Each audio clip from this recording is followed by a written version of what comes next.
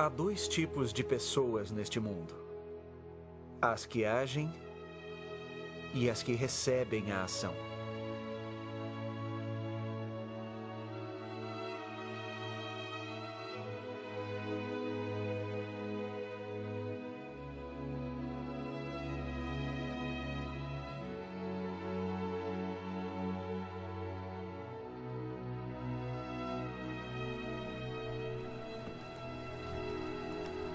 Meu pai, John Rowe Moyle, um lapidador, era uma pessoa que sempre agia. Ele e minha mãe, Philippa, se converteram por meio de um cartaz escrito por um inimigo da igreja. Ao lê-lo, meu pai ficou tão curioso que decidiu investigar mais sobre o assunto. Mas tenha certeza que tais acusações são falsas. Eu presto testemunho de que Eles Deus... aceitaram o batismo naquela mesma noite que foram ensinados sobre o Evangelho. No dia 11 de abril de 1856, a família partiu de Plymouth, Inglaterra, ao aceitarem o chamado para estabelecer Sião. Ao chegarem em Boston, viajaram de trem até a cidade de Iowa, onde meu pai esperava comprar um carroção para cruzar as planícies até Salt Lake. Porém, não havia mais carroções, então foi-lhes apresentada uma nova maneira de prosseguir a viagem.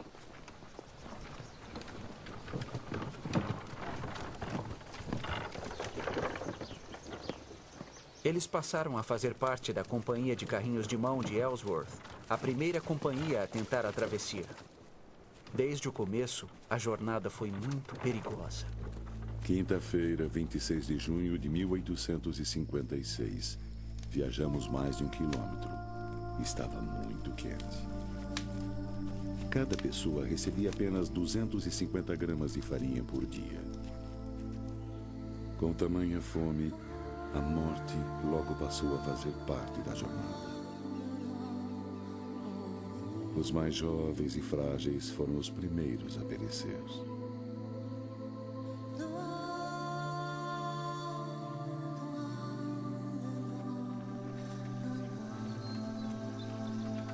26 de julho de 1856.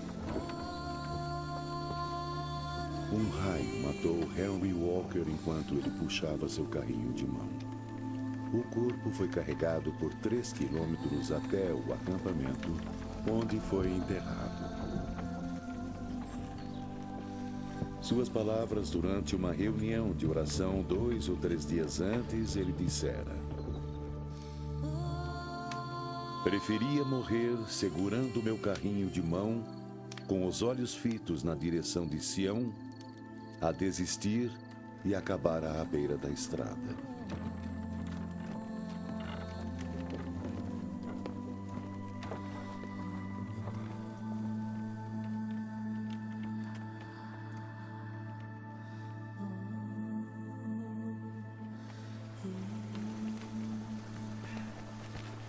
Meu pai foi uma grande força para todos da companhia. Stefan, vai ajudar os outros! Ele se preocupava tanto em não ser um peso às outras pessoas que não deixava ninguém empurrar ou puxar seu carrinho.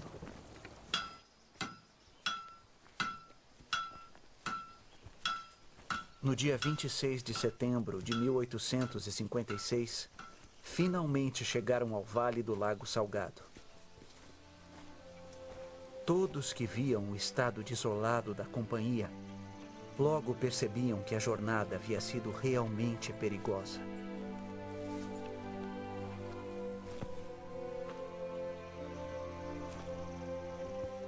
Ao todo, 16 pessoas da companhia haviam morrido. Um dos conselheiros de Brigham Young, Jedediah Grant, chorou ao ver as mãos de meu pai agarradas ao carrinho como garras de um pássaro.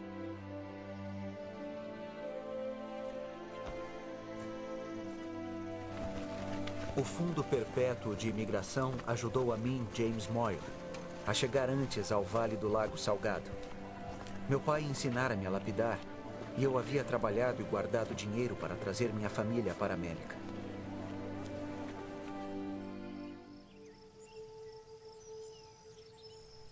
A vida em Sião fez bem ao meu pai. Ele logo recuperou-se e buscou um lugar para se estabelecer.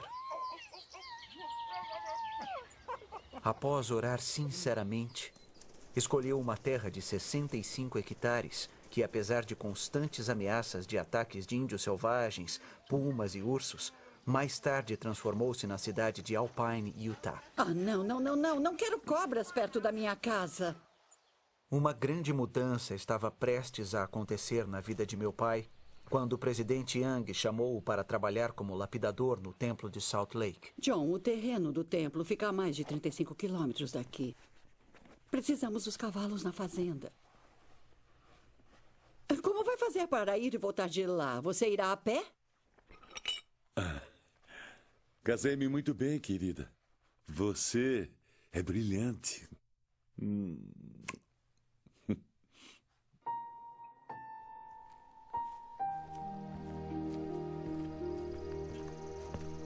Ele sempre soube que o Senhor providencia meios pelos quais suas ordens podem ser cumpridas. Meu pai não era do tipo que dava desculpas. Embora recebesse um pouco por seus esforços, a maneira como ele dedicou-se zelosamente à tarefa foi incomum, até mesmo para John Rowe Moyle.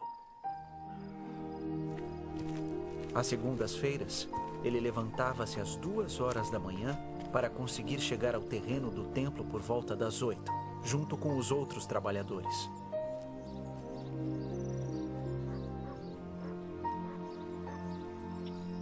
Eu era recém-casado e morava em Salt Lake. Meu pai ficava conosco durante a semana e depois iniciava a jornada de volta para sua casa ao terminar o trabalho na sexta-feira à noite.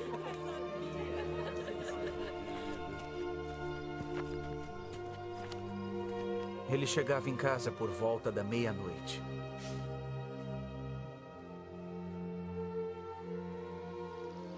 Sábado era o único dia que lhe sobrava para fazer todas as tarefas necessárias a fim de manter a fazenda de 65 hectares.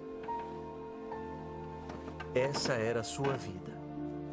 Semana após semana, mês após mês, ano após ano.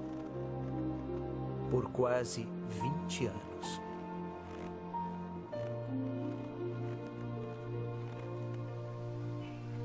Então, um dia, meu pai fez algo que iria mudar o resto de sua vida.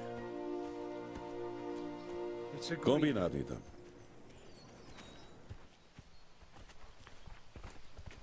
O nome dela era Velha Lindy e tinha vindo de um rebanho da ilha Antílope. Foi a primeira vaca que nossa família conseguiu comprar. Uma vaca que acabou ficando mais cara do que qualquer pessoa poderia imaginar. Meu pai estava trabalhando na linda escadaria circular do templo e voltou para casa mais cedo, a fim de ajudar a família nas tarefas domésticas.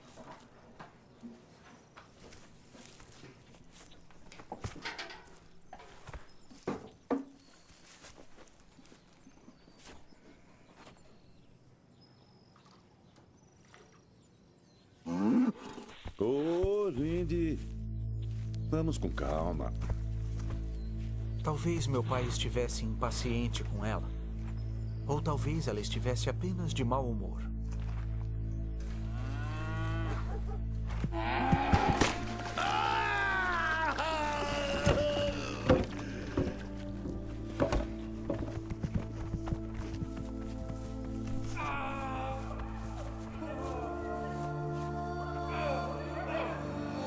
O coice de Lindy causou sérias fraturas expostas.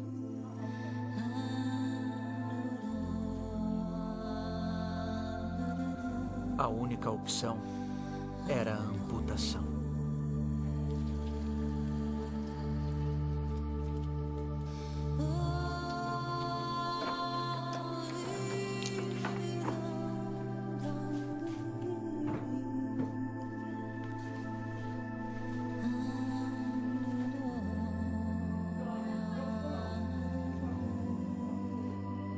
A perna dele foi cortada logo abaixo do joelho com um serrote.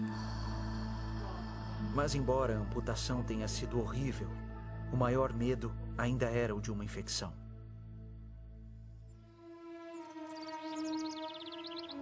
A primavera chegou, mas a infecção não. Quando a perna começou a melhorar, meu pai pegou um pedaço de madeira e fez uma perna que tinha um engenhoso tornozelo articulável. Então, fez uma pequena concha na madeira e forrou com um pedaço de couro. Fez algumas tiras para colocar em volta da cintura e manter a perna firme no lugar. Apesar da dor, quando ele conseguia, colocava a perna de madeira e caminhava pela casa.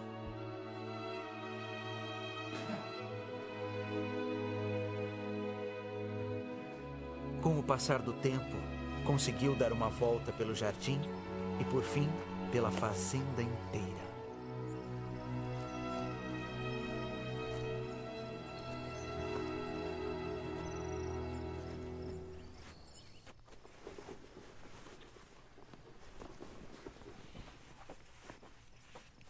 John, o que está fazendo?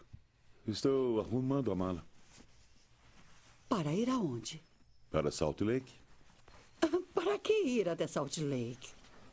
Não me lembro de ter sido dispensado como lapidador. Você se lembra? Querido, há muito trabalho a ser feito no reino aqui mesmo. Você é só um lapidador. Tenho certeza de que o senhor tem gente suficiente em Salt Lake para continuar seu trabalho. Mas o chamado é meu. Raramente os chamados são convenientes, não é mesmo?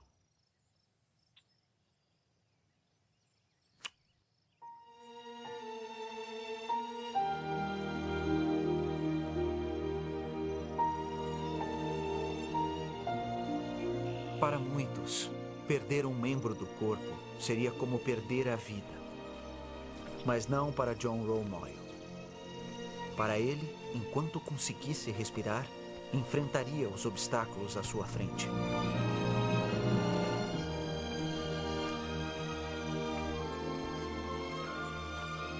Em 1885, John Romoyle resolveu agir mais uma vez. Ele foi mancando pelos 35 quilômetros até o templo de Salt Lake e, com 77 anos de idade, subiu em um andaime de 30 metros de altura para continuar seu trabalho como lapidador do templo. Há dois tipos de pessoas na Terra. Observei meu pai por muitos anos. Ele era do tipo que agia.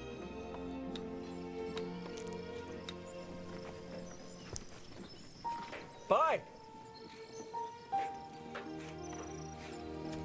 Te amo, pai!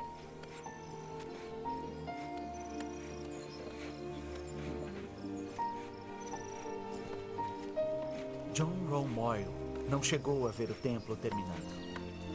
Faleceu em 1889, 4 anos antes de sua dedicação.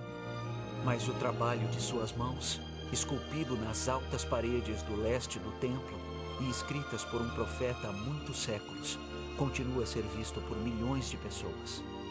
John Romoyle não apenas gravou palavras, ele registrou em pedra aquilo que o motivou a agir.